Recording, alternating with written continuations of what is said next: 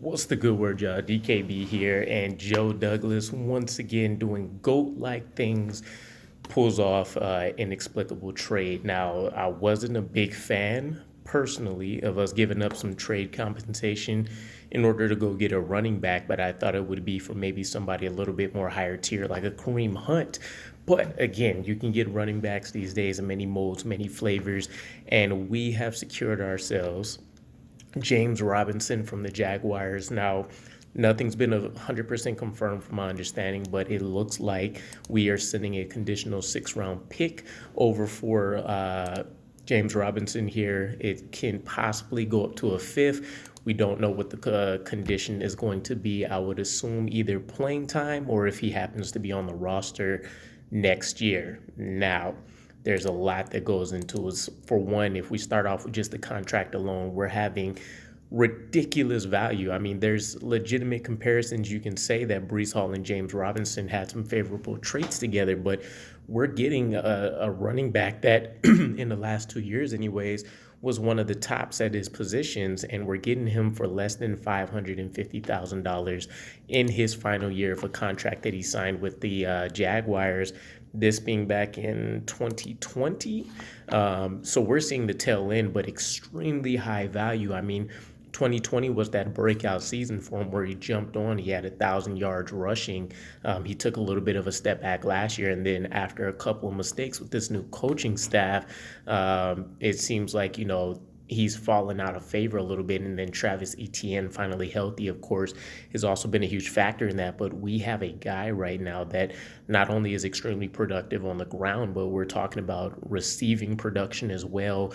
We know that he was a young leader on his Jaguars offense when there wasn't a lot of pieces around him, DJ Chark being injured, and that really kind of being like the only other weapon. And teams keying in on him and not really being able to stop. I mean, he was moving chains like crazy, over 50 first downs back in 2020, 41 in 2021. And then again, he's just been heavily underutilized here. I mean, last week, I believe he had 12 snaps. He didn't even get a chance to go and get his hands on the ball. So absolutely crazy, a power guy as well. So he's not going to offer as much home run ability as we had with Breece Hall. But when we talk about two very elusive guys, but guys that are doing it in different natures with Michael Carter and then, James Robinson here, Joe Douglas' setups up well. And I think this also speaks to how important this offense realizes the ground game is, and that the identity of the team is built around that. All the money that we've sunk into the trenches, more so in this case specifically on the offensive side, and then seeing what happened to Breece Hall. This has been a reinforcement as well as a commitment that the Jets will be grounding and pounding teams. And to say that we got this guy James Robinson on for a 6th-round pick is absolutely crazy.